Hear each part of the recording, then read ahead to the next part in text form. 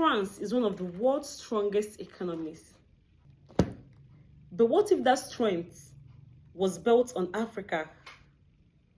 What if that strength was built on a system that many weren't taught about?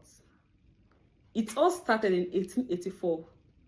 It started with the Berlin Conference, when European countries gathered in Germany and divided African territories amongst themselves like properties, with no Africa being there, with no regard to the people's traditions. They drew straight lines across borders they knew nothing about. And after that meeting, France walked away with some part of West Africa and Central Africa. Many years later, African countries got their independence. New presidents, new anthems, and even new flags. But what if that wasn't freedom? What if it was a transmigration from colonialism to neo-colonialism? Because till today, France still have economic influence over 14 African countries through the CFA Franc system that allowed them to deposit some of their reserve to France, managed by France for them. Now listen carefully.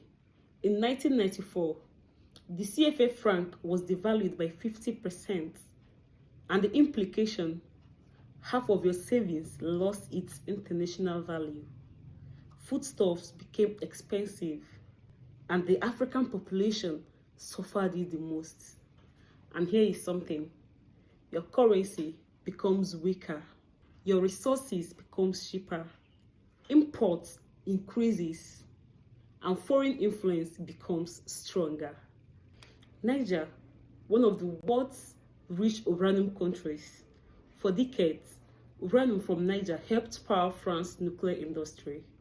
And 70% of France's electricity comes from there. Yet, so many of its citizens live without electricity. Imagine this, an African country helping to power Europe, yet its people lives in darkness. Mali, one of the highest exporters of gold, yet its people lives in poverty. Gabon exports oil, manganese, and timber. Cameroon exports oil, gas, iron ore, bauxite, timber, coffee, and so many other. Chad exports oil. Central African Republic has diamonds, uranium, gold, and forests. Congo exports oil and timber.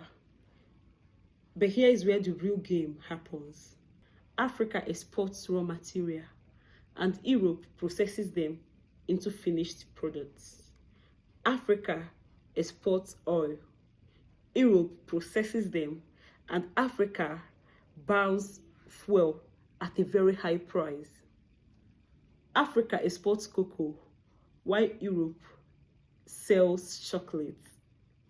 Africa exports uranium, while European countries generate electricity from it and power their industry. Whereas in Africa, so many places are not even powered by lights. And this is where the game gets interesting. Africa is always giving it out at a very cheap rate and buys it back at a very expensive rate. And after all this, the world still asks, why is Africa poor?